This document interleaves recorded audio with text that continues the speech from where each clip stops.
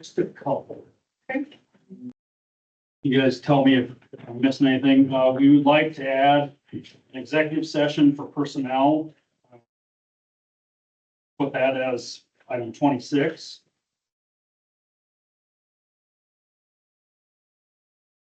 We've got on the contract list, resignation list, we've got some additions. First of all, on the classified work agreements, we need to add, Alex Kolsky. Alex Kolsky will be taking the cabin position. Certified contracts, I see Forrest is on there. Oh, we don't have any, because they're already on. Right, they're already on there. Yep. So that's good news. Got some new staff members coming in. And then under resignations, Brad Myers, middle school football.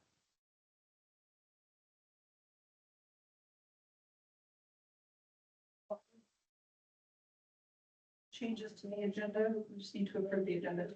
Do I need to be on there yet, or is that? Okay. No, Okay, I'll make a motion to approve the agenda as read. Second. Okay, all those in favor? Aye. Carries. All right, and it does not look like we have any waivers of authorization tonight, correct? See any in there? So nothing there. We need to approve the minutes from July 16th, regular meeting, annual meeting, July 30th, and a special meeting. Mary did send out the minutes to all of those, so I would entertain a motion for approval. I would make a motion to approve the minutes. Or meetings. For all the meetings. Okay, if there's any questions at all on those, if not, all those in favor say aye. Aye. Thank you. Motion carries. The next item is to approve expenditures. so could I make a comment here?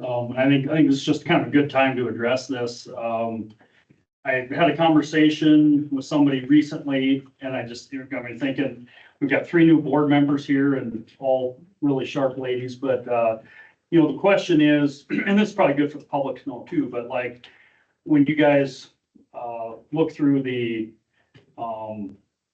financial statements and so forth, maybe I'm jumping the gun. Well, approving expenditures is part of that too. So the financial statements, as well as approving the bills, approving the expenditures, what is the board really looking for in that?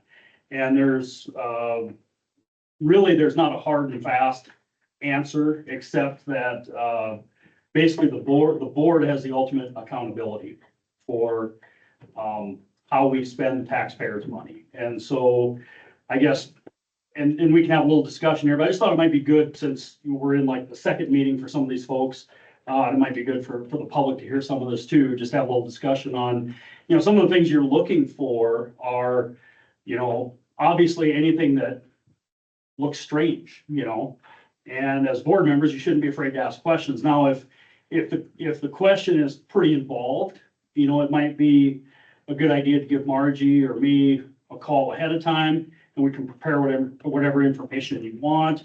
But honestly, on those expenditures, and there might be a question that comes up once in a while that we have to get back to you on. But honestly, if we're asking you to approve it, there should be no expenditure in that bill list that we can't answer questions about. Like, if any question that comes up, we should have, somebody in this room should have a ready answer for it, kind of explain it. And so I think that's first and foremost, just that, you guys are stewards of the taxpayers' dollars.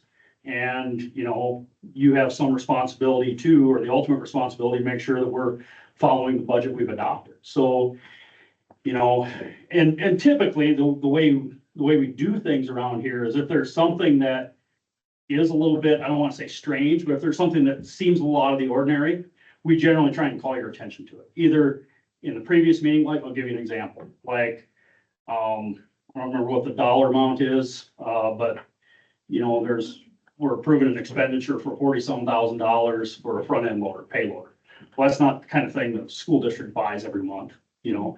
So we drew your attention to it last month, authorized the payment, that kind of thing. But, you know, those kind of things bear questioning sometimes. So like I said, we try and draw your attention to it and head off any questions. Does that kind of make sense? Do you guys have any questions or thoughts on what you're looking for, what you're approving, that kind of thing? I mean, I looked at it, but yes, I mean, that makes more sense now. Yeah, and you know, like we spend millions of dollars every year. So really, you know, some of those expenditures are $30. Like, is it realistic that you're going to, like, please don't question every expenditure. I mean, but, because we'd be here. Purchase for. Yeah. what's 30? But once in a while, a spot check on something like that might not be bad, you know? Like I said, any expenditure in there, we should have an answer for. Somebody in this room should be able to answer to it. And then as far as the financial statements, and Margie, you might want to chime in, but when, in the next item, when you approve the financial statements, like, it's good to compare from year to year. And if something is kind of way out of whack, like if there's like, if a fund balance is larger, smaller, whatever, you know, that's a legitimate question. Margie, any comments on expenditures or financial statements? Okay, I just kind of wanted to let you guys have a comfort level with asking questions or not asking questions, but ultimately, that's all good. I think at the last meeting, we'd also said, just for clarification, if there's ever an item you don't want to approve, you can say, hey, I want to pull that one out and talk about it more. That's okay to do too, It is, you know, in absolutely. case you get to that point. Now, having said that, we did approve, you know, the board did approve a budget. And so we're gonna operate within that budget.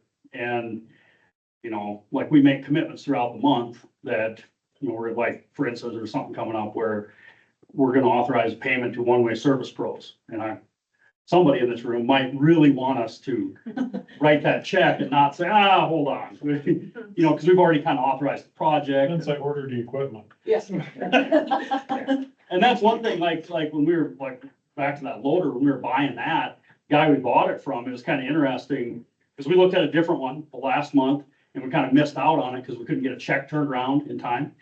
And this guy we talked to, he said, you know, he goes, one thing about schools, they always pay their bills. You might have to wait a month or whatever, but he goes, I've never known a school or a county or a city to not pay their bills. So anyway. So keep Okay. paying the bills. So we are at the point that we need approval of expenditures. We would entertain a motion. I'll make a motion. Ooh, you just if I Then she can have it. I'll second it. Jody and Lexi. Okay. So are there any questions? If not, all those in favor say aye. Right, motion carried. So we are on to financial statements. Anything, I didn't see anything that I had questions on, but is there anything you want to talk about at all? Well, if you want to pull up the, in the board packet, the financial, it's got the general, the capital, the special ed, the Jensen, the food service and the enterprise. It will give you the balance as of 7/31/2024 and then 7/31/2023. So there's a comparison there. Oh, it's the. You pull. I don't, oh, You're I guess I confused. do, Keep don't going. I? The packet's there.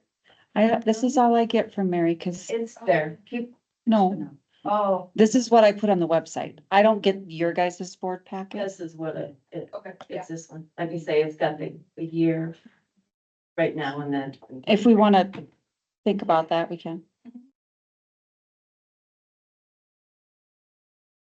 Then we would. I would entertain motions one way or another. Make a motion to approve financial statement A through K. I'll second that motion. Any questions? Not all those in favor say aye. Aye. Okay, motion carries. Next item is unfinished business, which we were looking at the section K. We need approval of that this time. And we have no new or recent changes. Yeah, that's what we looked at last. Yeah, it was pretty simple. I like that policy. It was easy. Next one's gonna be better. So today we're looking for approval of that section K as we saw here, unless you guys have any questions on any of it. I'd make a motion to approve policy section K. I'll second. Any questions? Not? All in favor? All right, Aye. motion carries. All right, next item, new business. So Amber, and I wish I'd have done this when you guys approved the agenda, not really an agenda change, but I wonder, since we've got Dan Miller on the line there, I wonder if we could put that discussion on middle school project, just bump that up and deal with that first. Would that be okay? I'm fine with that, yeah. See if he is ready. Yeah, if you want to kind of call him up, see if he's ready, and then, There he is. and then I can give a little bit of an intro as to where we're at. Dan, can you hear us okay? I can. Excellent. I'm impressed when, whenever I try and use that board, I can never get audio to go through the board, but Jamie has the magic touch. Anyway, okay, so just real quick, we had that public meeting a couple weeks ago, and the board talked about, maybe making some changes to the layout of the proposal. And I talked to Dan about that, and he said, well, and he sent me a pretty nice drawing just very recently. He said, yeah, I can maybe get that done in time for the board meeting, but make no promises. We got a lot of other work going on. Well, Dan came through and as he talks, he'll share his screen at some point and kind of talk about the changes he made. And there may be, again, kind of concept drawings or bubble drawings that, there may be some things that we shift around with it, but I think overall, we need to kind of look at, is this concept going to move us towards goals that we want to achieve? One other thing I would maybe mention, Dan mentioned kind of some timeline things. If we want to try and go with a fall timeline for design and getting bids out there, I guess, before the first of the year, or maybe around the first of the year, a little after, and then getting construction going next spring, that maybe it would warrant a special board meeting here in a couple of weeks where we could deal with just this project. That way we don't have to rush to any decisions tonight, but we're probably getting closer to the point where we would make some decisions on whether or not we're gonna pull the trigger on this project. And then we'd get into working a little more closely with Dan on some design things and that kind of thing. So did I recap that about right, Dan? You did. Thank you, Dr. Person. That covers it. Yep. And Dan's gonna show us what he's got and kind of talk a little bit about some of the school safety things that were brought up at the last board meeting. I kind of shared some of those thoughts with him as well. So I guess I'll turn it over to you for now, Dan. Sure. Well, I will share my screen and I'll start with the plan that you're familiar with, and then we'll move into what changed. So let me know when you can see the plan. Yes. Okay. All right, well, I'll just quickly give a recap of where we were and then what changed. So this was where the plan used to be that you're familiar with, where we were looking at those 2 classrooms on the south end there, where we put the admin area with a secure entry coming in off the sidewalk, check in, and then if need be, somebody would get admitted through there. Now, I know where the conversation left off. We talked about on the other side up over here, the possibility of parking up in that area. And so, that was part of the conversation with the drop off.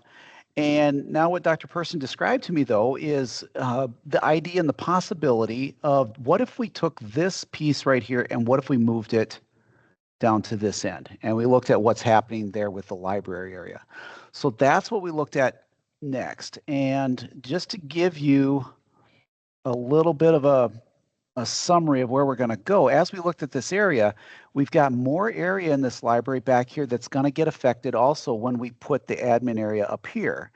The other thing that we have going for us was, I believe, correct me if I'm wrong, we have a couple of toilets right in that area existing that maybe we could take advantage of for, for the sick room area, admin area, that sort of thing.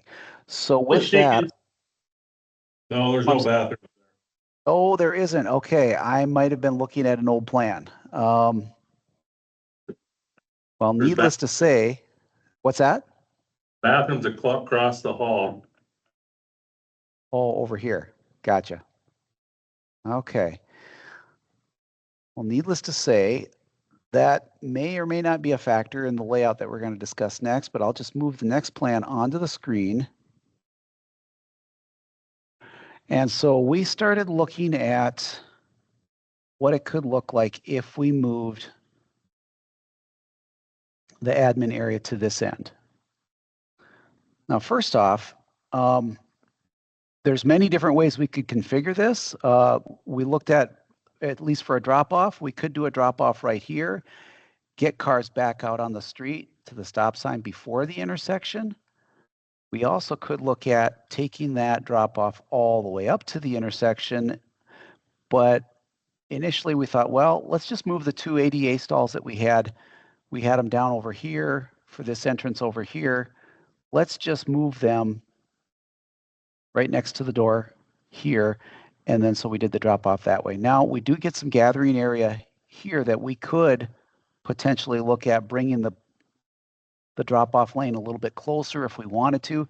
And there's many different options there that we'd want to investigate further. Once the project became real, we'd probably get a civil engineer involved with that. But that's just a quick overview of just, we wanted to just make sure that we could come up with something for that drop off lane that's plausible. Now, I'm not saying that's the right layout, but we got something there that I think is doable and something we can modify later. Now, when you get into the layout of the building, first and foremost, one of the things that Dr. Person asked about was how can we speak to the safety security aspect of things? And just to give you a little bit of background on our firm, within our K-12 studio within JLG, we have myself, which I've gone through a lot of safety and security training. I'm certified to be an instructor for active shooter responders. Now, granted, I'm an architect first and foremost. I would never claim to want to do that in real life, but I've gone through the training that law enforcement has actually gone through to do that. So, I mean, things like even like the direction of door swings, when you're asking folks to clear a room, responders to come in and clear a room when you've got a threat, things like that, how it affects design. It's very interesting to learn the level of detail that you can go into down the rabbit hole with some of that. But anyway, that is a credential that I carry. We also have Whitney Lougheed, our K-12 studio architect, one of our studio architects in our K-12 group that is actually CPTED certified. That CPTED certification, that stands for Crime Prevention Through Environmental Design.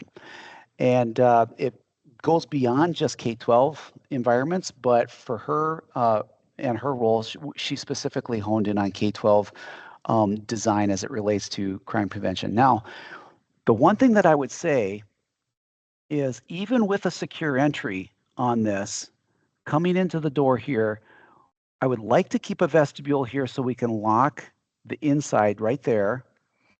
And so someone who is at the reception desk through windows can keep eyes on, can keep an approach, so they're not right on the door before they come in. And then you got that's that first thing you could do is the visual check when somebody's walking up or a car pulls up. You've got the ability to see across that. We may even want to look at from the other direction, we may want to look at possibly cutting in some windows here to get visual that way. Now, all that leads to creating a secure point. I'll zoom in a little bit closer. Bear with me if I'm doing too much panning and zooming. But you want to create a secure point right there. So you get that visual check. You can buzz them through then once there's a visual check. And then they have to physically engage, check in with somebody at that front desk to either, if they're either going to get to be allowed to go further into the building, or if they sit here and wait and the student comes up to there. But that is primarily how we've got the front entrance working.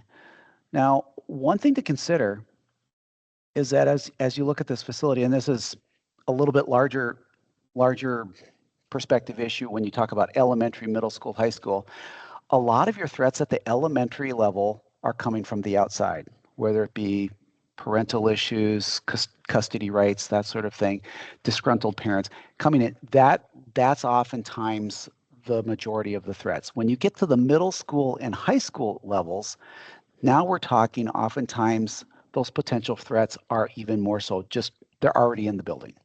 They're the students. They're, students that are falling through the cracks, that sort of thing. So really it comes down to not just the physical safety of the building, but operationally, how you teach, your pedagogy, how engaged you are with the students. And I'm preaching to the choir. I know this with the educators in the room, but when you talk about safety within the building and keeping engaged with the students and recognizing the behaviors and threats before they become threats, oftentimes that has to do with visual accountability. Now, when we get up to the CTE lab, you'll notice I'm not saying this should be all glazed, but I do like the idea of oftentimes being able to see into the learning environments. And it's a balance between distraction versus visual accountability.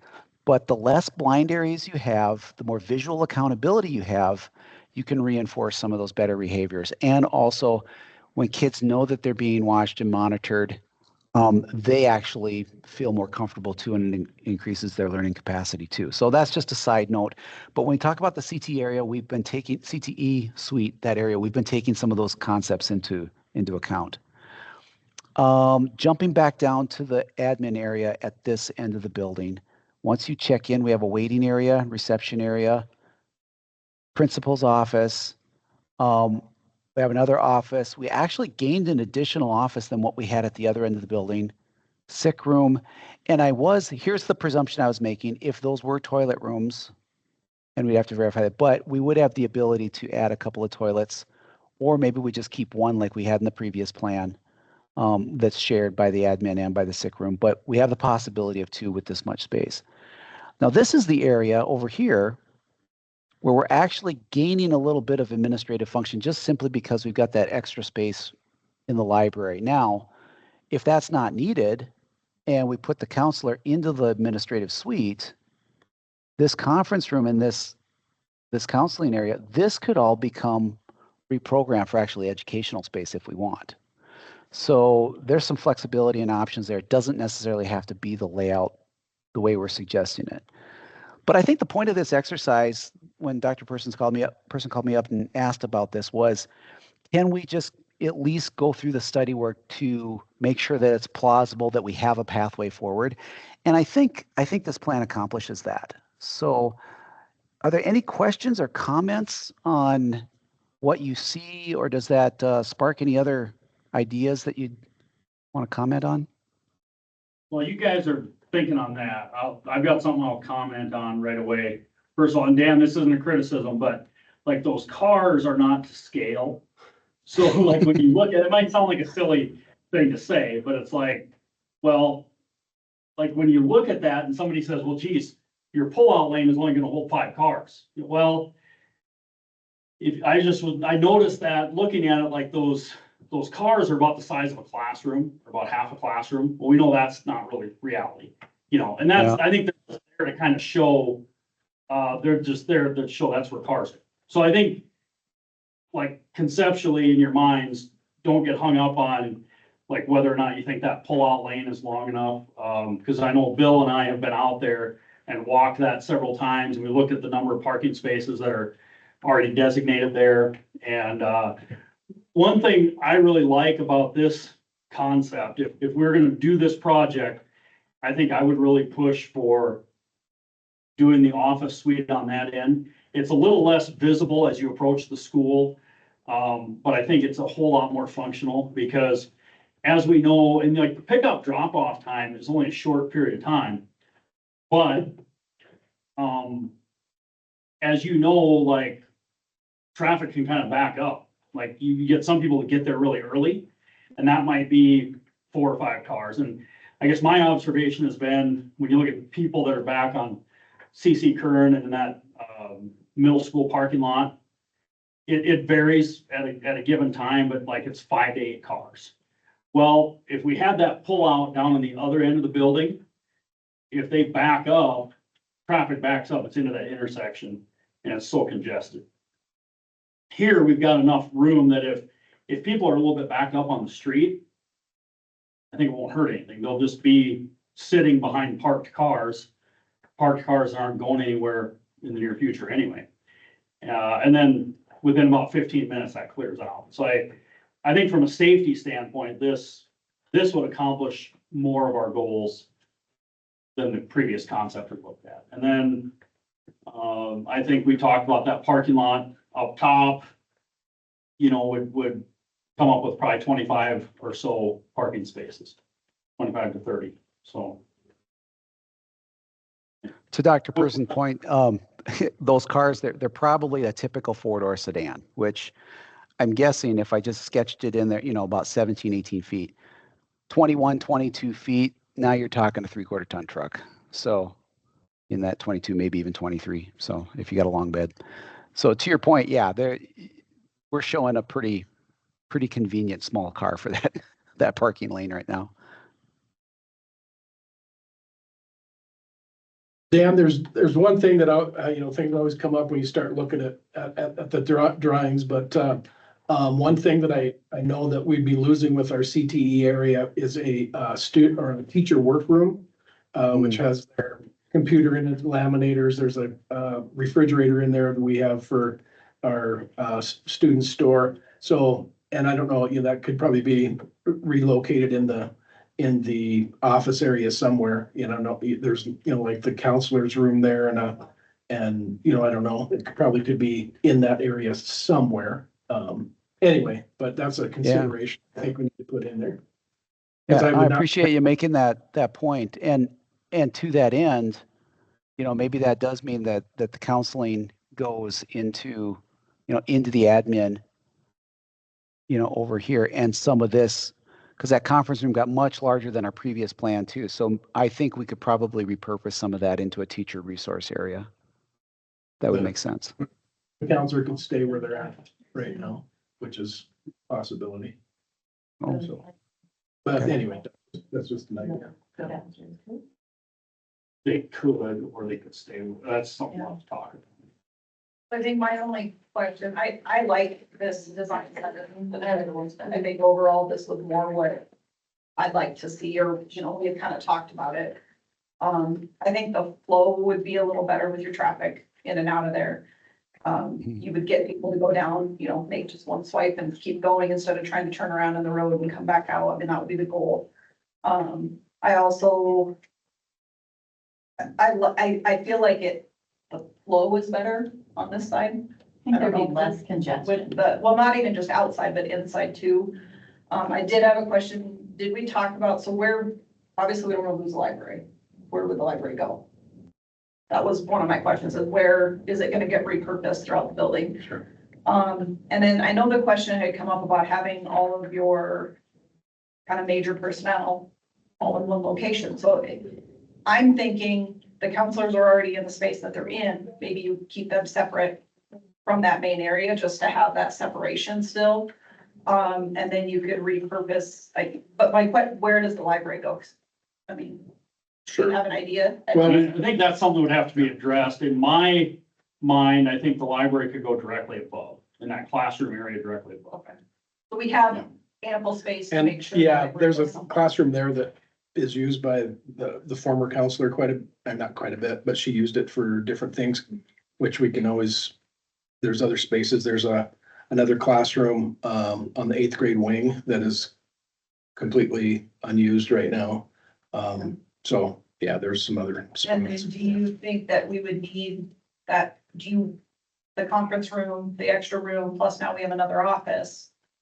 Do we need classroom space or do you need conference room space?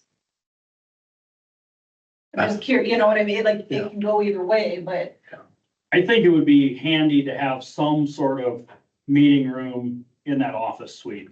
There are times where, you know, like if Jay is meeting with one or two parents, it can be in his office. Sometimes you're having a meeting and, yeah, like an IEP, you might have half a dozen people or Sure. 10 people. That small conference space. no, I think overall, this fits more what I would like to see. So that's really my comments on it. I agree. What are the additional spaces beyond the library that we would be losing? It looks to me like there's Is it one classroom and then, one classroom, two classrooms right there. because it's, There's two classrooms. Yeah, there's a classroom here and a classroom here. So I'd lose one classroom there. That's the current sixth grade special ed Yeah. classroom. Yeah, those are the two spaces underneath.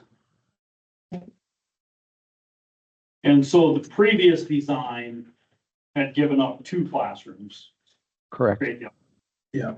And this, more or less, you're still gonna lose 2 classrooms. One would probably become the library.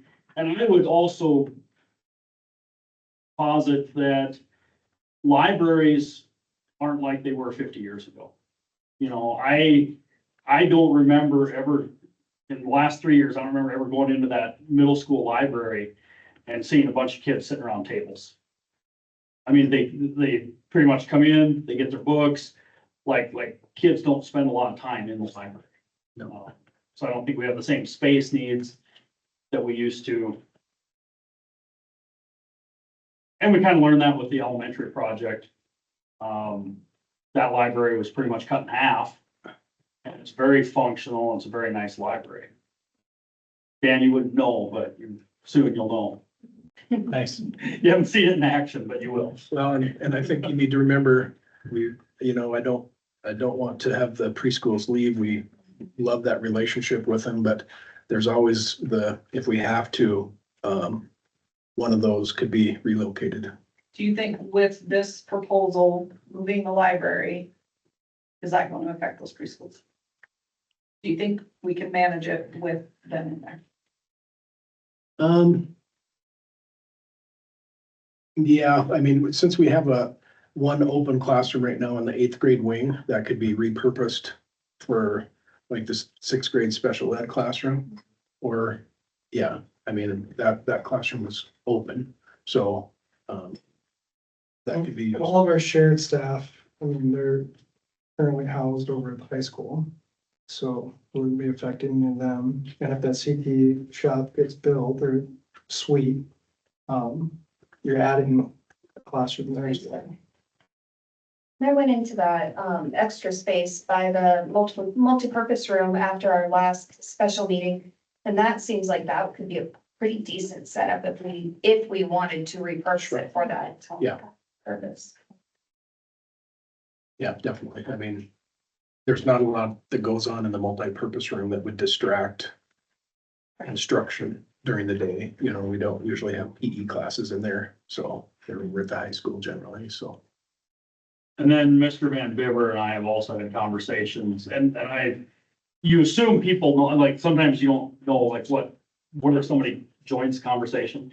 So as we're talking about a place where one of those preschools could land in the elementary, at one point I said, well, you know, this is like a year down the road. He's like, oh, I thought you meant like in 2 weeks. I'm like, "No."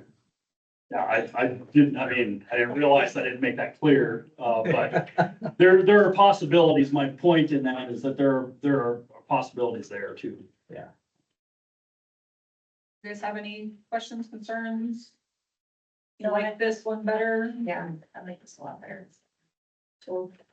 So I think what we ought to do is, and like I said, we're getting closer to where we need to make a decision, so I think we need to let this ruminate a little more. And if you guys are game, I think it would be wise to maybe we could either set up a special meeting in a couple of weeks to deal with just this, or we could touch on it in our September meeting, and then it might might push our timeline a little tighter. But I think in the meantime, the question I would have for Dan, you had given us some preliminary cost estimates. And I guess I would want you to kind of look those numbers over again. Go back and revisit them. Yep. We can do Yeah, that. see if those numbers are still realistic 6 months later. Sure. I would almost prefer having a special meeting, because this is a pretty in-depth discussion versus being during regular meeting. And then as part of revisiting the numbers, I think we all kind of would like to see maybe including parking, like we had talked about, because I think I'd rather see one lump sum number with everything in there than it being piecemeal. If we're gonna go that route, I'd rather see it all. That's just kind of my thoughts on it.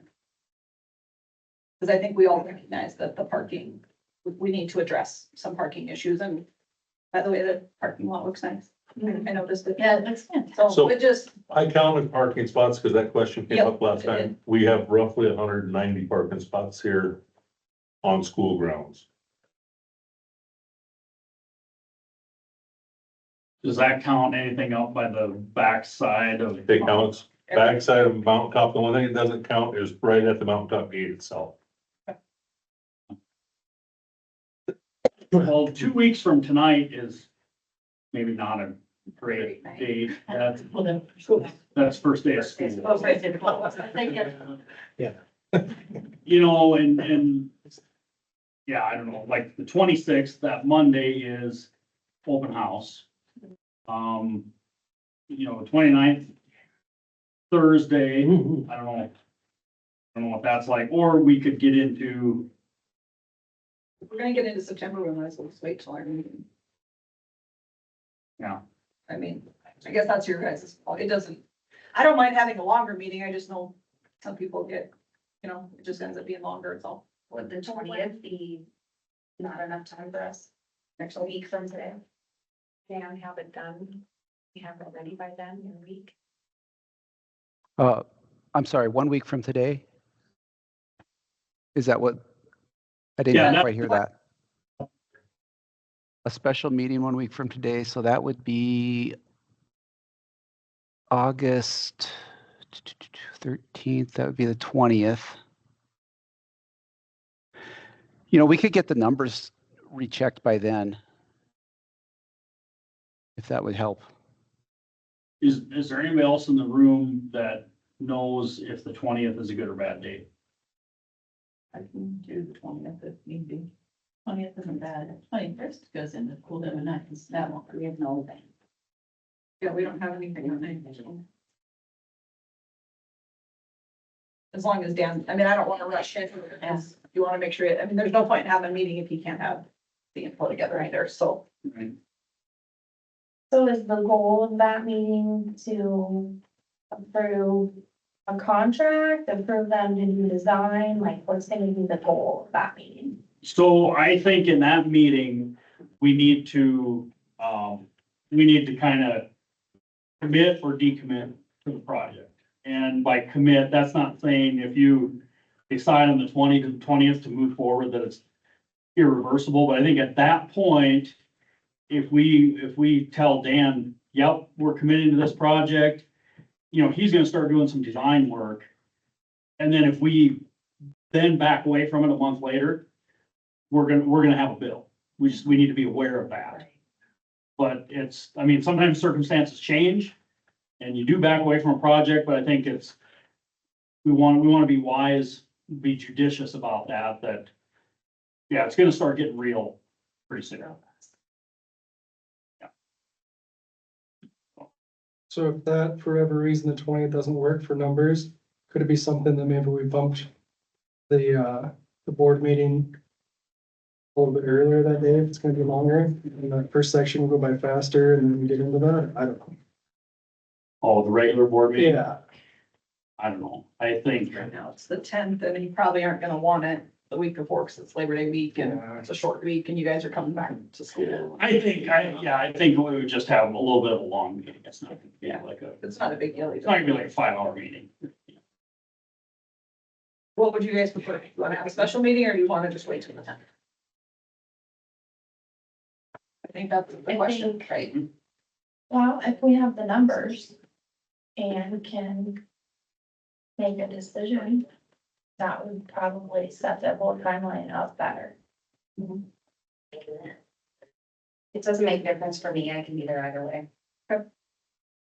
Is it something that we need to maybe bill check with the Black Hills Energy about those 4 power pools? Cause that'll have like a big effect on the design if what they say. I don't know if anybody's talked. I would about assume that would be in budget. Black Hills Power. Could you say that again, To talk to Black Hills Power about the poles that are there, because, I mean, if they have to stay, that's gonna really dictate what the design looks like, and that might be. well, I think Dan's, no, we haven't talked to Black Hills Power yet.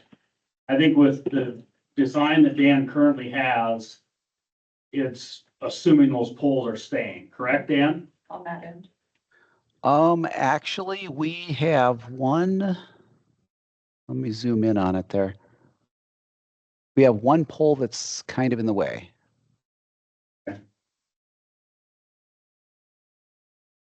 And it's that one right there. So ideally, we could do that, but, you know, to the point earlier, we do also have plenty of sidewalk space. You know, if we created an island around that and ran the drop off behind it, is that a potential? We could. Would it be really awkward and parents, would they love it? Absolutely not. But I mean, it'd be better to see if we could get it relocated. So looking at that, I think that's a pretty big push in the next week. To get answers for those questions. Hmm.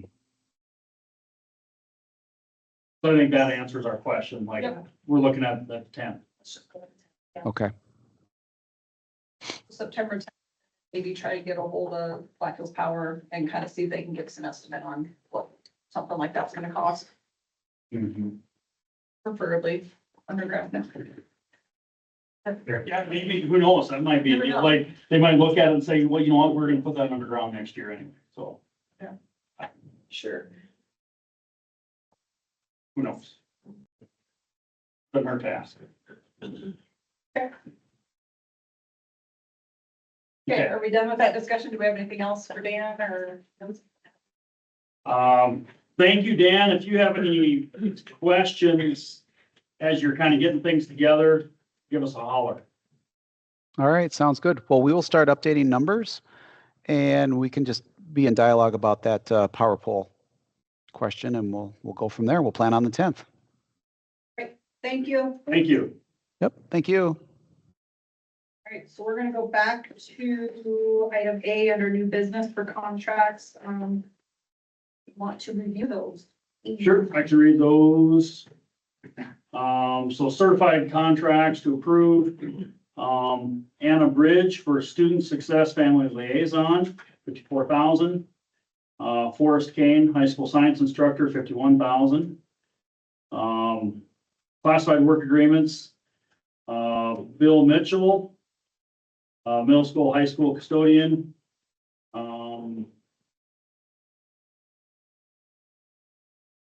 Alex Kolsky, cabin physician.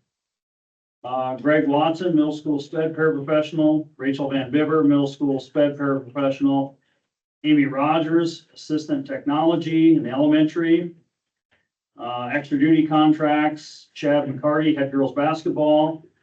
Resignations, Jackie Pearson, cabin supervisor and knowledgeable advisor, and Brad Myers, middle school football. Make a motion to accept the contracts and resignations. A second. Okay, any questions? Not all those in favor say aye. Aye. Motion carries. Next item on the list is to approve the volunteer list. Okay, we have Cecilia Arbo, elementary paraprofessional. Yeah, Okay, so I'm going to motion to approve the volunteer list. Second. All right, any questions? Not all those in favor say aye. Aye. And motion carries. Next item is FY 25 adult meal prices.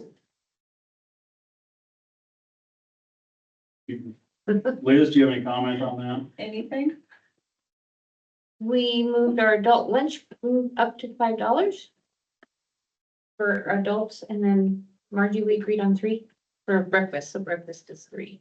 And that's based on the state allocation and their formula, and how we had to come up with that, so. The current breakfast is $2.80, it'll go to 3, and the current lunch is $4.85, and that'll go to 5. Thanks, Margie. Entertain a motion. Make a motion to approve FY 25 adult meal price. Second. Okay, any questions? Not all those in favor, say aye. Aye. Carries. We are on D for the strategic plan meeting set for September 23rd at 5:30 PM. In this room. This room? I guess the big question is, does that work for the board members?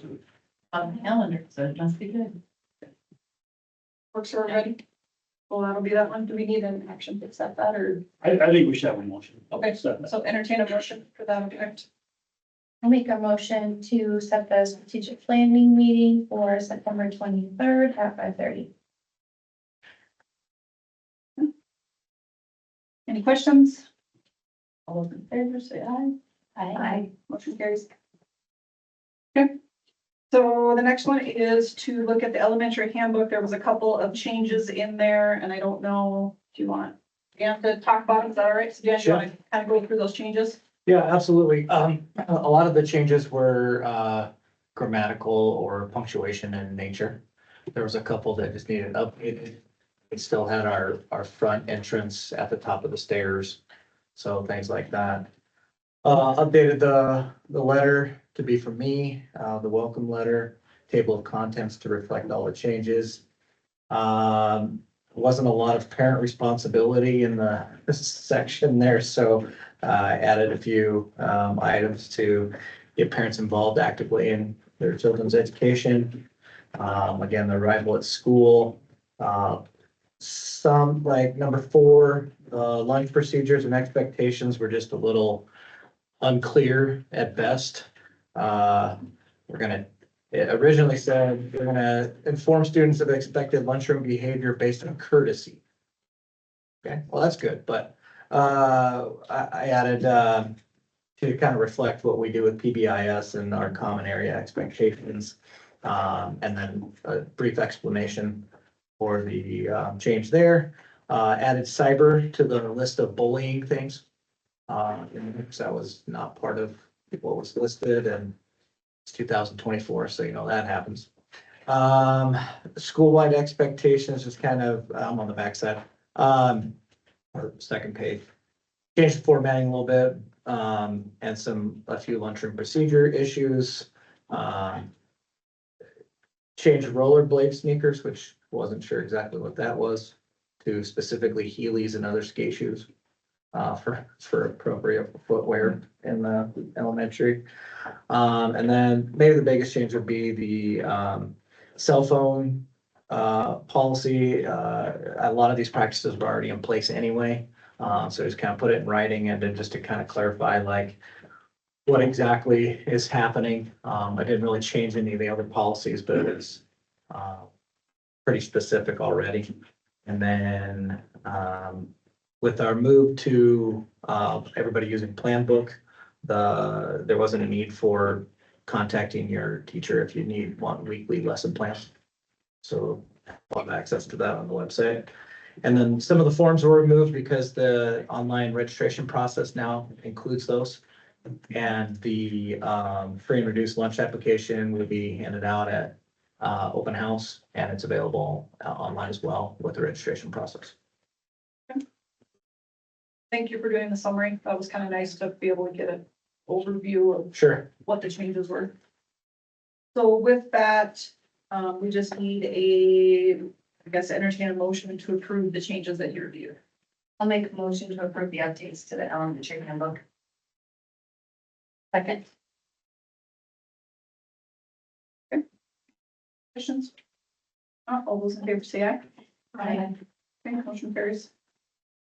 Right, we already did F, so we're on to G about the discussion on whether middle school students will be allowed to play high school football. I'll let Zach speak to Okay. that. First, just a quick comment on how we got to this discussion. You know, this was kind of, it was brought to the administration pretty last minute, right before the last board meeting. And, you know, Zach being new, he talked to me about it. And I said, well, let's put the question before the board. But if you recall last month, I told you, we don't want you to make a decision on this tonight. Like, that would be, let's let it sit for a month. Cause it just landed in Zach's lap, I think, the day of the board meeting. And so, doing his due diligence, he posed the question. And I think there's, he'll have some better information on kind of where we're at with numbers and everything. And we talked last time about the fact that, football is a little different animal than, like I'm the cross-country coach. It's pretty safe to have 6th and 7th graders run with the high school kids. Football's a different animal. So I think, and I know there are schools that allow 8th graders to play, on the JV or whatever, play up in football. But I think everybody in this room talked about last time, you want to really tread lightly. Like, is there really a need? A, and B, what are we trying to accomplish? Developmentally for the kids, is it the right thing? There's just a lot of tentacles to this kind of question. So that's why it's on the agenda tonight. It's not something I'm pushing for, not something Zach is pushing for, but we put it on the agenda again because you don't just bring something up and then let it kind of disappear. I think that, whether you do it or don't do it, there needs to be an honest discussion on what's right, what's best for our kids. And so that's why it's on the agenda a second time. And so, with that, I guess, Zach, why don't you speak to this issue a little bit? Yeah, where we're at right now, since I'm coaching middle school football, it would be impossible for us to move anybody up because we've only had the most middle school kids we've had in practice so far is 11. So that's enough to have a team.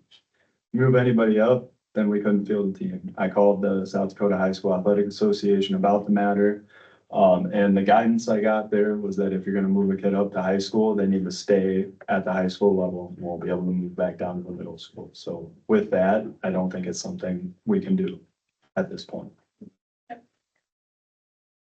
think that's fair enough. I think we asked you to look into it and you have and you gave us the answer. So that's okay with me. And this for new board members, but if you're gonna not do something, there's just no motion. You don't make a negative motion, like a motion to not. It's just, there's no motion, there's no motion. Yep. Thank you for taking the time to, look into the questions, and I mean, that's what we asked you to do, so. Okay, and then with that, I guess any other questions for Zach or that person? No? Thanks for looking into it. Yeah. So I think we had a little bit of like feedback from parents and people, and so I think that I can honestly say everybody looked into it to see if that's a good choice or not for our kids, and so I'm confident that that's the right choice at this time with the numbers. With the numbers, and I think just when you're looking at the development of our kids, I had several parents that contacted me as well. And I definitely got the impression that, that it was something that they were concerned about for the safety of their own kids as well. Okay, well, with that, we are on item H, which is to authorize payment to one-way service bills. So just a quick explanation of that. You guys approved the bid last board meeting, and Justin has needed to procure the equipment, order the equipment.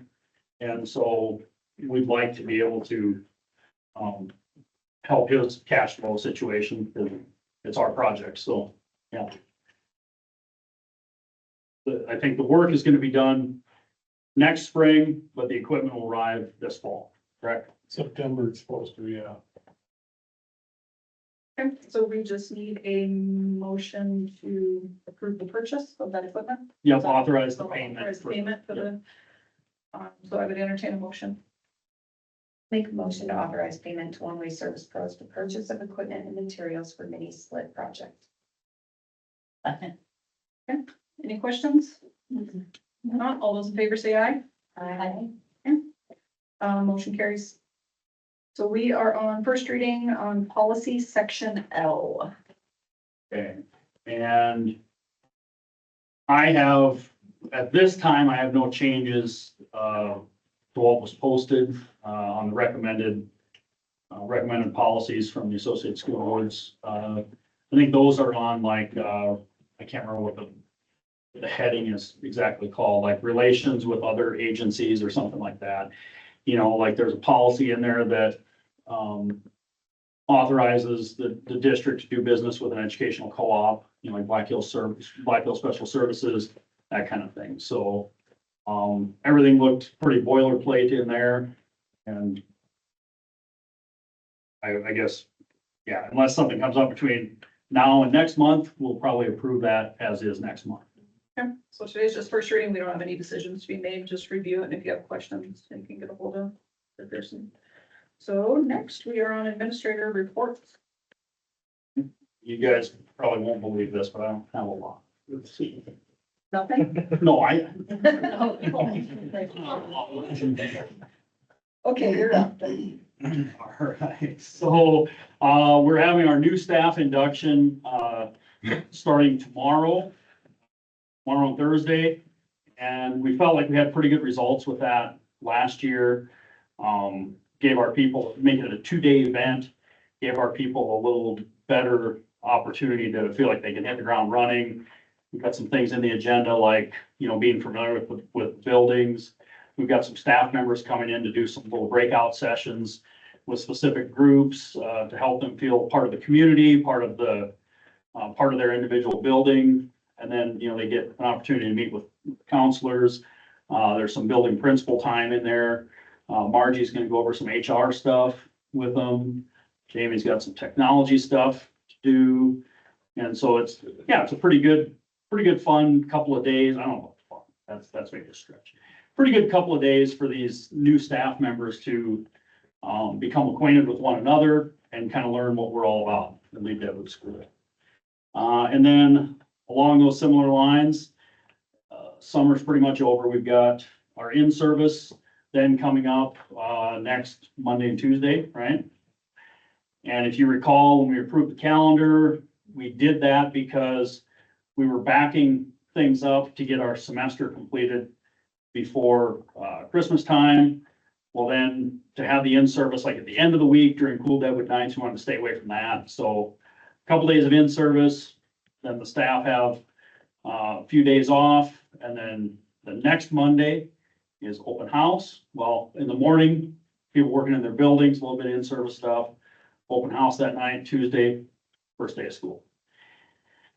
And then the last thing I have, we haven't talked much about the land development project for a while, and that's, because we're a little stalled out I shouldn't say stalled out, but we've been waiting for some answers.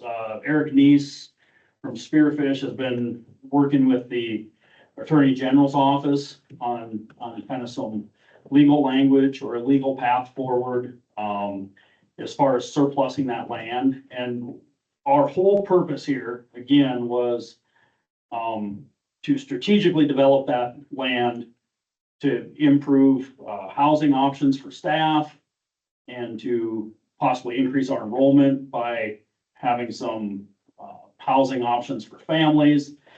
And so we've been really reluctant to just let it go to the highest bidder for a profit deal. Now, I suppose we want some developer to make a profit on it, but first and foremost, we want our priorities to be realized. And so that's where things get a little hairy. We had thought at one point that if we put it out on bids, we could set criteria that wasn't necessarily financial and have it go to the best bidder. And there just doesn't seem to be a lot of wiggle room in our surplus property laws. And it's interesting, everybody's kind of intrigued by this project, and it kind of, we can kind of feel good about it, that like when we talked to Eric, he's a school attorney, he's familiar with the surplus laws. He's like, nobody's done this before. You know, it's so unique and innovative. And when he brought it up to the Attorney General's office, they were like, well, geez, nobody's done that before. And it's a neat idea, but we want to make sure that we don't make a legal misstep. So we're taking our time. The timelines are gonna be pushed back on it. And I think within the next month, we'll know, what the path forward is on that, and then we'll inform you as such. Any questions on that deal? So it's not probably gonna be an RFP. It's probably trending more towards establishing a set of covenants, putting those in place before the thing goes up for sale. And then any of the bidders would be bidding on it, knowing that those covenants are in place, establishing the housing that we want and all that kind of thing. And then at that point, it can go to the highest bidder because they're gonna be kind of bound by those covenants. That's an oversimplified version of the approach we're taking. There's also another option that maybe, you know, because this is a unique situation, there could also be a legislative option for this. Like if we got a senator or representative to take up our cause, of course, who knows what happens sometimes with politics, that can go a number of different ways. But, there's also possibly a legislative remedy that would allow land development by a school district under these circumstances. So. See, that wasn't much. I'm impressed. All right, so the next one is facilities report. Bill? All right, so we'll go over grounds first. We've sealed and painted all the asphalt that the schools have. Patched and painted the back wall for Mount Top. The new track is down and it's been striped. Then at the high school, we're working on the fax room. We've done electrical plumbing. They're putting the floor in right now. And we're gonna start painting that probably tomorrow. I believe that all the equipment's already been bought, so we're getting close to being done there. Courtyard, the deck's done. We're put some fencing up and I've ordered 2 new doors. They're supposed to be here before school starts. They're not yet, but we've got a new door coming into the maintenance office area. That probably will not be done before school starts, but shortly after. Your new boardroom table, we had done this within the last month or so. Put LED lights in the weight room today. And Gym 1 mascot. At the middle school, I put new flooring in 7th grade boys and girls restrooms, staff restroom on 2nd floor. And then I put LED lights in the stairways. I'm gonna put at the office entry, I'm gonna put a brand new door in that one. It's supposed to be done before school starts and then going in by the multi-purpose room. And then we did complete bunch in the elementary school this year. It shouldn't be much. We've got ovens that we're still gonna install, so, we gotta get electrical. I'm supposed to have an electrician here tomorrow and then we gotta schedule an install on that, so. Okay. Thank you. You're up, Zach. Yeah, for activities here, you know, our summer participation numbers, like we talked last time, were up. It seemed like we're doing pretty well, and then the rally hit, we had a bit of a dip. I think that was pretty expected. With some of the stuff starting here, my 6 AM boys group is running kind of thin right now, but we still have a lot of girls coming in at 7 and getting some work done there. All of the fall sports have pretty much started. I think the Thursday, the rest get going here with that, so everybody will be going on Thursday, but we've had both boys and girls soccer start, cheer and dance have both been going now, football started. Is cross country on the 15th? Yeah. Yeah, that's what I thought, because I think volleyball started on Thursday. Oh, it is Thursday? Yeah. Yep, and then golf started Monday, so just about everybody's going here. All of our coaches finished their rules meetings, which seemed like a big weight off of my shoulders to get going with that. We had our fall meeting last night. It felt like we had pretty good participation for that, from what I've heard in the past. We are only going to have one parent meeting this year. So instead of doing a fall, winter, and spring you know, that was kind of the only one here for those rules. And then individual sports moving forward will have their own meetings with parents. So, that's really where we're at here. Thank you. Jamie, technology. Well, we went to Windows 11 this year. Yay. Took a lot of testing and whatnot, but been rolling that out to a lot of the staff. So far, no issues. 140 or 125 new Chromebooks in the elementary. We were able to surplus all the old ones that they had. We kept some back, but for the most part, surplus them all. Because they were getting quite old. We also got 148 new middle school computers with computer bags. Their computers still have 8 months of warranty left on them, so we moved them down for the 3-5 kids in the elementary and surplused all of their old ones. I think Paulson will be very happy. And then kind of like we normally do with rotation, when the high school machines are up, then those will go down to the elementary as well. So they won't have to wait too long for new ones as well. We also had a big upgrade for our internet service provider by Bit. It was a great week. But now we got more bandwidth and all is well now. And I think we'll have a good start to the year. Jamie did an awesome job with those middle school laptop bags too, working with the business program and got our logo on it. Something simple, but I forgot think about the that. more that we can get that stuff out there, and again, representing our brand, little things like that, I love to see. If we had high school bags, I'd do the same thing. And not only that, but some of the middle school kids are a little rough, so I thought maybe they would appreciate it. I got some different colors instead of the just, plain old gray ones, and so hopefully they'll like them a little bit more. So one more comment on that, and Margie, correct me if I'm wrong, but I believe like those new laptops you got that you said it still has a warranty. Mhm. I think we were able to use ESSER money for that. Yes. Yep. The middle school, 140. That's So were the Chromebooks. Yep. So that was kind of the decision that was made to take some burden off our local taxpayers. Yep. Leverage that instead of buying hand sanitizer and sneeze guards. Bought those. They're, yeah, they're much I better. mean, it was something we were gonna spend money on anyway, just maybe about a year early, so. Jamie, I just want to say thank you for, we're getting there. So I appreciate the screening. Getting We're gonna try to do this a little bit more. She's still working out some bugs, but I appreciate it. Thank you. Yes. Okay, so we are to public forum. Right, that's where we're at, I think. So I'll just read this. Public forum items are raised by the public for discussion. You have a 2-minute limit per person. Time may be extended by myself. A time for the public to discuss or express concerns to the Board of Education on policies and issues affecting the Lead-Deadwood School District and its function. Action will not be taken during this time. Any issue brought forward, if they're not properly noticed, obviously we have to have a public hearing if there's any decisions made. So today is just to listen. We always thank you guys for coming and talking to us. We need to know certain things, but we ask that you be respectful to people in the room and to us while you're discussing things. That's where we're at. So I would say, if you have anything, you can go ahead and share if you choose to. I'll go first. First of all, Mike Steven, I'm sure you all know me except for Mr. Van Bibber, lifelong resident of Deadwood Lead. I am here as a concerned parent. First of all, I'm concerned about how hot it is in this room, but there's a budget for but I am here as a concerned parent.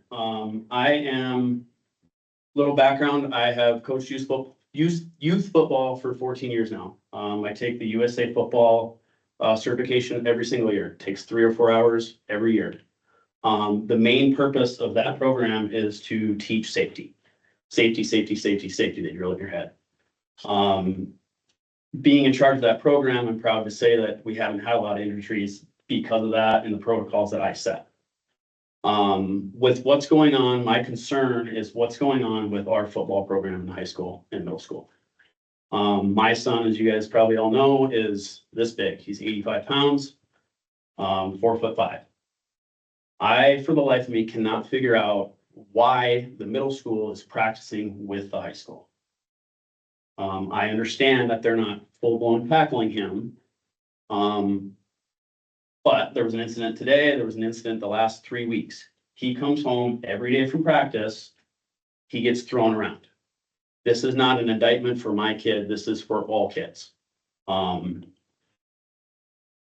It's all about safety, right? How do we have Cruz Moman going up against Owen Sneesby in a drill? It makes no sense to me. The purpose of, we have to be safe about all this. Sorry, I'm a little bit nervous, but, I'm trying to figure out the direction of the program. You guys brought up the eighth graders being brought up. I think that's another step on what's happening in our program. If our leaders in our program are willing to sacrifice the middle school program for their own kids, I foresee that as a problem. It's never happened before that I can remember. I know somebody else can probably attest to that. I don't see how that's possible, and I don't even understand how it's even a discussion at this point. If that child was Owen Sneesby size, would it be a discussion? I don't know. That's up for you guys. There's been a lot of things happening over the summer, but I also have a question. Full pads on July 8th. I don't know any other program in the state that does that. Full pads on July 8th when the kids are not in condition. That makes the season July, August, September, October, and if we're really getting into November. That's 4.5 months of hitting. That's a lot of contact. With USA Football, they say maybe 20 minutes of contact a day, if that.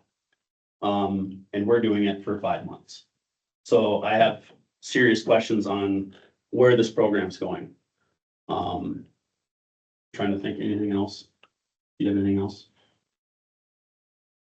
That's all I have. So that's my concern.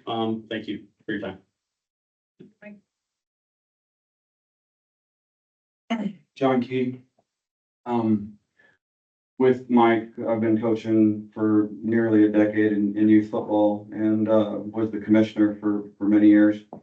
And one of the goals that we had, because we saw how many that we lost from the youth program to the school program, was to try to build a bridge and help to alleviate some of that loss. And we worked really hard on raising money and helping and working with the high school, working with the middle school. Worked with the former head coach, and it seems to be getting worse. And to his point, last summer I had 2 boys in the middle school program, 7th and 8th, and my 7th grader was 4.5 foot, 75 pounds.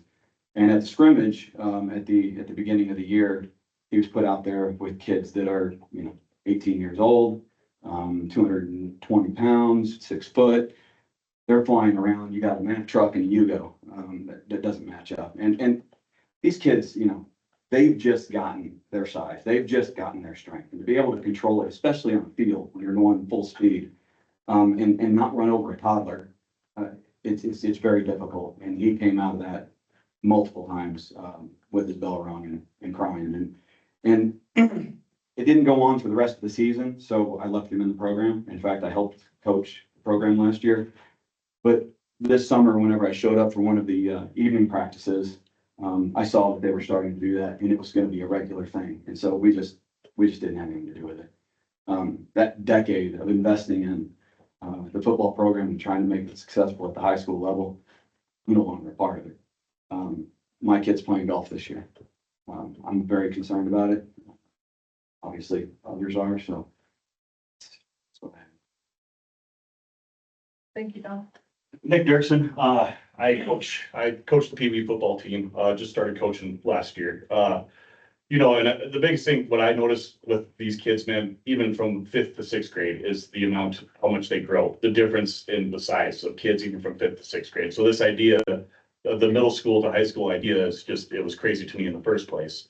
I think a big thing that all of us are concerned about with this whole situation is, I think at the Pee Wee level, we're trying to set a certain culture and a certain mentality with these kids, that we're trying to blossom into as they get older.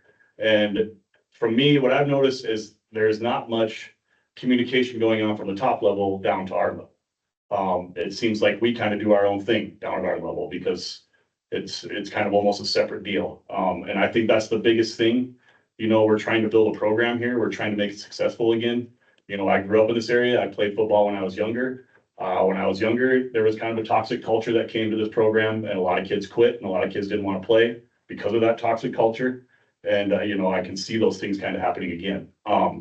So, you know, that's the biggest thing with us. I think a lot of us, we love these kids. We invested in them. We want to see them be successful. So, you know, I think in order for us to have a successful program, it needs to be from the top to the bottom. Everybody needs to work together.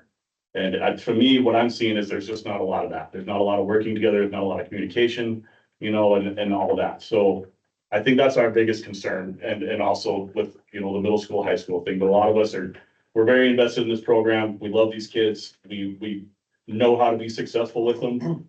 We've seen them be successful. So that's probably what's hard for us to see them be successful and then go on to the other ones and they're not successful. It's just doesn't really make a whole lot of sense. So I think that's our biggest concern is at the bottom level, we're trying to build something and it doesn't seem maybe that is being carried on in the upper levels. So, I mean, that's probably all I gotta say on that. Anybody else? I'll give my 2 cents. I'm Justin Grandpa.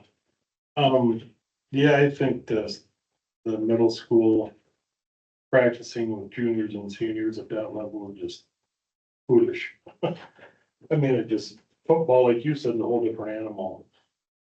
I mean, size wise, all the way down the line, you know, and then they get hurt and then they don't want to play anymore. You know, when they get older and they're like, the hell with this ain't no fun. You carry that with you, you know, so. Some of the antics on the field that I've seen from the coaching staff. I hate to say names, but. Not good, not good. So. Anyway, that's my opinion. Yep. Anybody else? Mandy Ranapa. In 2013, we started 49er football, and the goal always was to increase the numbers. And we saw great success in the 49ers numbers. I mean, year after year, higher numbers. And they get to high school and it's, why are kids quitting? What's happening? My own kid is quitting because he gets a phone call chewing him out because he decides to stay at home and help his dad. And then I have another kid that comes home and wants to play golf. And these are kids that have played football since they were first graders. And they love it. And they don't love it anymore. So why? What is going on? What is happening? Why are they wanting to quit? And it's not just my kid. It's multiple kids. So I just want to know why. Why are they wanting to quit? And I want you guys to ask the question, what is the reason? And I think that there is a common denominator there. Thank you, Mandy. So I do want to say one word just on Mike. Going off Mandy, Owen has played football since kindergarten, which they're not supposed to start till first grade, but him and 2 other kids started as kindergartners at the youth program. He eats, sleeps, breathes football, and he has asked multiple times this summer. He doesn't want to play football. He doesn't want to go to Queen's practices. He doesn't want to do stuff with Queen. I hate to say names, but he says he puts me up against those big guys and they hurt me. He came home from practice today. He had ice on his knee for 3 hours. He gets banged up. He's little, but they don't have a voice. These kids don't have a voice. They're scared. They're nervous. He doesn't communicate with them. I mean, not saying it's all his fault, but maybe we just need to fix somehow that he knows how to communicate with these kids. They don't know how to voice their opinions. They're scared of him. You know, they just do what he says because you get 1 strike, you get 2 strikes, you get 3 strikes, you're out. I mean, for God's sakes, yesterday at the meeting, he said if they have 102 fever, you got to have a doctor's note. And I asked, well, I'm old school. I don't go to the doctor. I'm not going to pay $300 for the doctor to give me a doctor's note. I'll bring the thermometer up there. And he said, well, kind of beat around the bush about it. It's not okay. I mean, I get some parents take advantage of that stuff, but some of the rules he has, that packet that he had printed out, and there it says, kids need to be kids. But yet they have to be in the weight room and practicing in June, July, and August. And if they get told that they can't go to work because they need to be at practice on July 8th, they get punished for it. It's not fair. I mean, it's not, they're not being kids. You know, and that's, like I said, I'm going off Mandy because she has high school kids. I have Owen, who's a 7th grader, and he truly loves football, and he has multiple times said, I don't want to play. And we're not gonna let him quit, but he doesn't enjoy it anymore. And it's a concern, because he is a kid that truly loves football. Thank you. I'm gonna go off that. I mean, I have 2 sons that play. I have one that lives and breathes football and the weight room. And I have the other one that does football because he likes it, but he doesn't like it anymore. This summer, I felt he was being harassed by Coach Koima. He took a week off of work. I went to Black Hills State football camp. The following week, he didn't go to practice, as Koima called it. And so then he sends him a text and says, where are you? You need to be here. And he said, well, I'm working. I took a week off of work to go there. And he said, well, if you're not going to be here, you have to let me know. And I told Tyrell that it's a summer option. You don't necessarily have to let him know, but he's asking that, so that's a respect thing. So Tyrell would send him a message and he's like, hey, I can't make it to work. I can't make it because I'm working longer. And it would be text message from Koima. He even told him, if this is a money issue, I will pay you your hourly wage to come practice. So I told Tyrell, I said, that is illegal. He cannot do that. Do not accept any money. And then he missed the next one because they had a deadline at work. And so he did what coach asked him, and he sent him a message. And he said, I can't come, we have a deadline for work. And he said, well, that seems to be, I don't know the exact, I sent the messages to, so we have the exact wording, but he said that, that sounds like your boss's problem, not your problem. And he pretty much was like, I said to Tyrell, then he always would call me, like, what do I say? And I said, don't say anything bad. You told him you weren't going to make it. This is an optional summer opportunity. You don't have to be there. I said, just leave it at that, you know, and I said, most of the time, if you tell a coach you're not gonna be there, he'll send you a message, say, okay, thanks for letting you know. But it was like, Tyrell, like, I don't even want to send him a message anymore because I'm getting 2 to 3 messages after. And Tyrell is not a weight room kid. Like, he doesn't enjoy the weight room. And he gets lots of guff about that. And like, you're not showing up for the weight room. Well, I'm sorry, Tyrell's lifted more weights out on that. He's a landscaper. He's doing his weight room at work. And like, he doesn't want to play anymore. And so he said, I've started, so I know I have to finish. He's like, but there's no way I'm playing my senior year. I also have a problem with Koima telling us last night that if our kid's sick, that puking or fever, that they still have to show up for practice, and that's not our call as a parent. If we keep them home, we have to have a note. And that's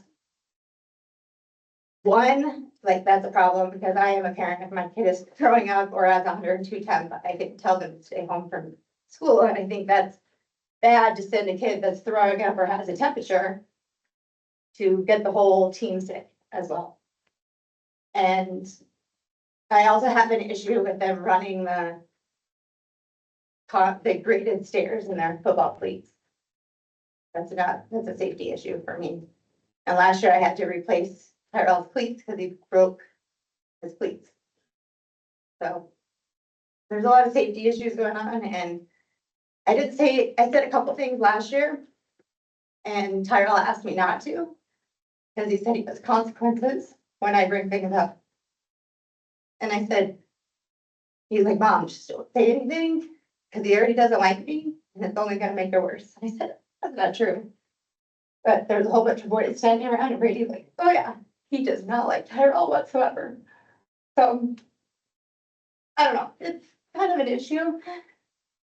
And, you know, like, I have Zane who lives, breathes sports, but in that weight room, he's not getting the proper, like, he's not getting showed how to lift weights and max weightlifting all the time. Like a weight program isn't supposed to be max weightlifting and 5 days a week at 6 a.m. So the kids are never sleeping, and so that's just some of my concerns. Thank you. Number one more time. You know, I think a lot of what's going on, you know, I saw that Facebook message a while back where we were like 8-71 in sports last year or something like that. So, you know, I understand that there needs to be changes made and the programs to be more successful. But I mean, I think what's happening is these changes are trying to be made so fast and so quickly and so abruptly that it's, you know, there needs to be some time to adjust with some of these changes. My big concern is, you know, I grew up around, I know what this football program looked like at one time. We were very successful. We had very good teams. We had a lot of numbers. And anymore, I don't think we have the numbers to keep losing kids. We keep losing kids, we're not gonna have a program. And I think that would be very, very sad for us to not have a football program because we don't have enough kids that wanna go out. So to me, it seems like whatever happens with Point, we all need to find a middle ground here, where we can work together, whatever it can be, because if we keep losing kids, it's not gonna be a good thing for anybody. I'm amazed that there's only 11 kids showing up for middle school practice when we had how many kids on our Pee Wee team last year? That's crazy to me. So, you know, I think the overall here, you can tell that a lot of these parents really care. And I think we all just want to see some changes. I think we want to see success. And I think that starts, like I said, with everybody working together and stop having this division with everybody of what it is. You know, I think we all need to find a common ground and find somewhere where we can work together and make this successful again. So. Thank you. All right, but Zach, yes, please. Okay, just quick to kind of clear some things up.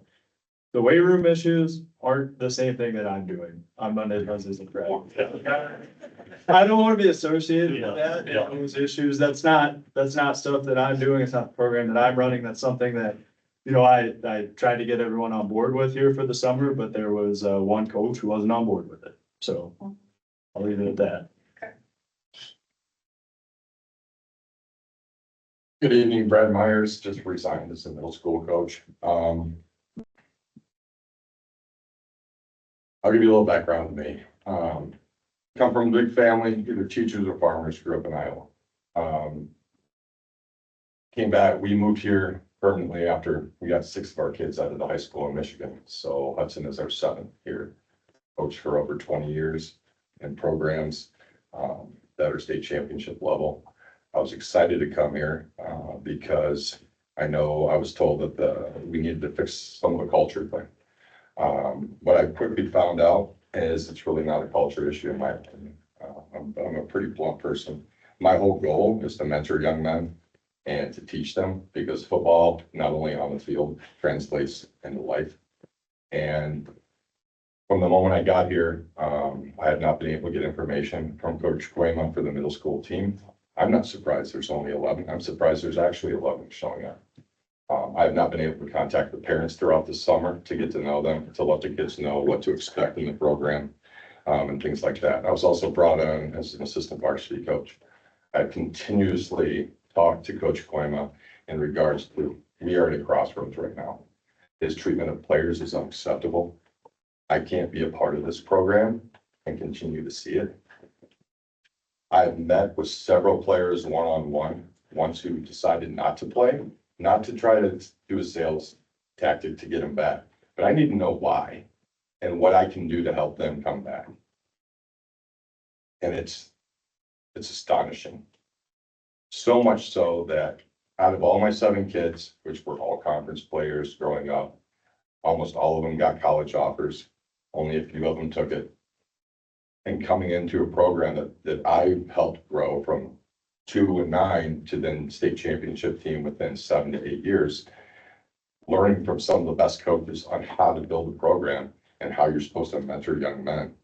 I have never seen a more toxic or just crazy program in my entire life. I've coached thousands of kids. I've worked with thousands of programs. I've been on boards that held over 1,500 kids in a youth program just in one city, let alone West Michigan. When I wanted to bring up one thing, these kids are not the problem. We have so many great athletes and so many great young men in this community that there is no reason we should not be conference champions, district champions in football in our conference. I've seen enough talent throughout my years of coaching. I met these kids, they came to my soda saloon to let me know. And I let them know that I'm an advocate for them. And what I've been is berated by the coach being an advocate. Not being able to do my job in teaching them basic fundamentals. I had to tell half the kids not to lift anymore when I was down there because their form was so bad. I have 2 scars on my knees because that's what happened to me. I can't jump anymore. I can't play college basketball. And now I can't do anything because of poor weight management. That's just the issue. I'm more worried about their mental state. I mean, when they're at practice at the end and we've got a couple kids that have to go help their family do work, whether on the farm or at a job, and then they leave, and his thing is, hey, if your family needs you and they can't run a business without it, and they need a 17 or 18-year-old, they shouldn't be in business. That's unacceptable. Absolutely unacceptable for any type of leader or supposed mentor or teacher to talk to young athletes like that. I'm telling you right now, and I've told him over and over the last 3 months, you are at a crossroads. You are either going to lose a program and it's never going to recover, or you have a chance to change. I have enough experience to give him some ideas. And hey, this is what we need to do. But what you guys need to know is what you have in front of you. And these are some great young men that I talked to. And I gave them a hypothetical when we met and said, hey, if I was able to, install these changes that you want, and what they want to do is learn football and learn. I mean, I had to teach the varsity line their proper steps at O-line as juniors and seniors. It should be automatic. You know what they said? They said, well, I wouldn't care if we won a game, but if we got competitive and we were the beginning of the change, I'm getting goosebumps right now, the beginning of the change for our younger siblings and our cousins and our neighbors to have a successful program, they can be proud of that and know that they are part of that here in the next 4 or 5 years. That's who's being damaged right now, are 5 young men that are thinking beyond themselves and wanting to change something for the future. And that's what the most important thing right now. And I have talked to superintendent, I've talked to the AD. If Quinn is part of this, my son, my 7th child, will not be part of football. I have enough experience knowing that it is unsafe for him to move into a program that is controlled by Kyle, and it will not happen. My wife told me to start looking for a second house in Spearfish.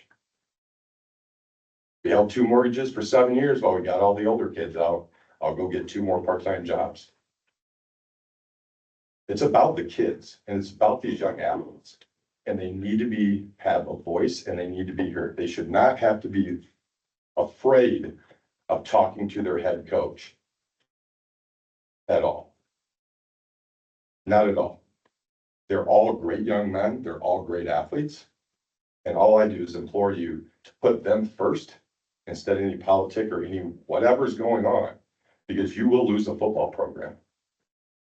And once you lose a football program, it's not a 2-year turnaround. I've seen it in other districts over my 20 years. It's a 7 to 8 year turnaround if it ever gets turned around. So I just implore you to focus on these kids that are hurting and suffering and wanting to learn and be successful and to pass that knowledge on to the younger generations. I mean, if you have a group of 17 and 18-year-old young men, that's all their consensus was to say, I want to be part of rebuilding something so it's younger. If you drop that, I don't know what else to tell you. That's the one thing you guys better just hold on to and squeeze tight to. Because that right there is community. That right there is culture. Thank you. Thank you. Okay, one last chance. Anybody else? Justin. Yeah, just touching on what Coach Myers, you met a couple of my boys, I think, Brady and Garrett, yeah. Last year, Garrett's my youngest, but he had to help me rake a little hay to get it finished. It was gonna rain and we had to get it done, and he never missed any practices. So we had to miss practice, told the coach. And he was just so ridiculous about it, sent me I even called coach on it, we kinda got into it about it, but after that, it just ruined him. I said, you know what? Things come up. You gotta be gone one time, you gotta deal with it.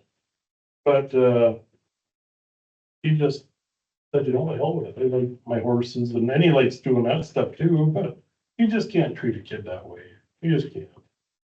Especially when they're coming up as a freshman, that's just foolish. You say, great, see you tomorrow. That's just common sense to me. All right, well, we thank everybody for talking.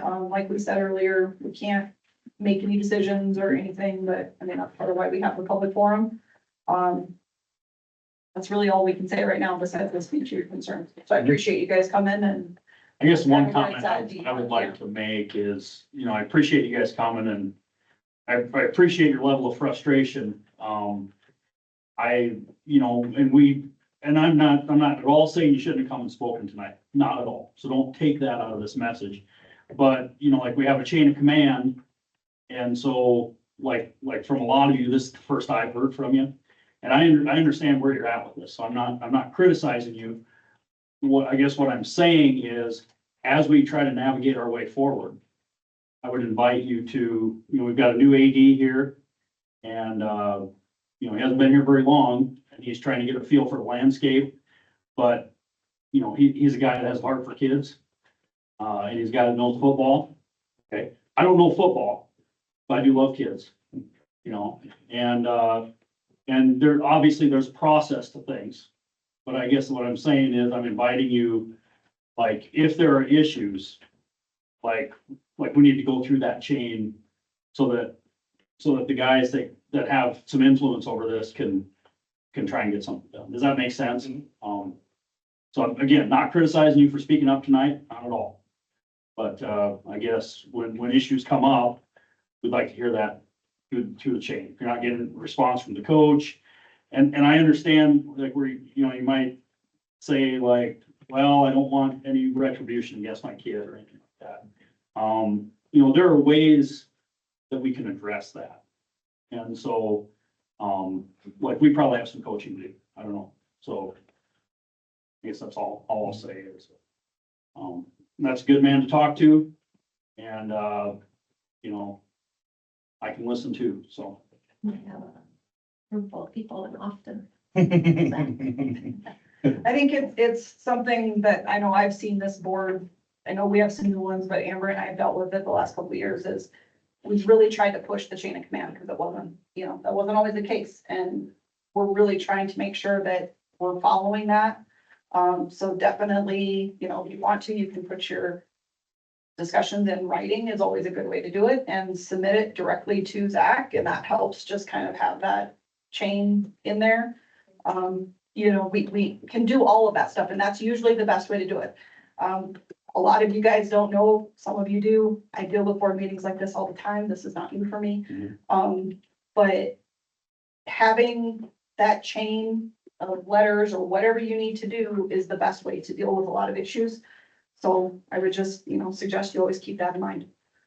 I don't think we're all here saying that Coleman needs to be fired today. I don't think that's, but I think there definitely needs to be, I think we want to bring some issues up that need to be addressed. It's where we're trying to get at with things. Okay. That's fair enough. Yep. I would just ask that you follow up with staff, please. And Yeah. like I said, write a letter to them, put it. And if he's not responding, I'd be the next step. Yep. I had a meeting with that. Yeah, perfect. So that's all I ask is do more than just be here because you have to follow that procedure. So thank you guys for coming. I do appreciate you guys coming in. I mean, that's why we have the public forum. A lot of people don't do that, so I would rather hear from you than not. So, okay, Thank you. Thank you. thank you. So with that, our next meeting, regular board meeting. We've got an executive session. Oh, sorry. Do that first, don't we? Okay, so we're gonna go into executive session now. Right? I'll motion to go in executive session. I'll second. Okay. Thank you, guys. Thank you guys very much. 7:12. I got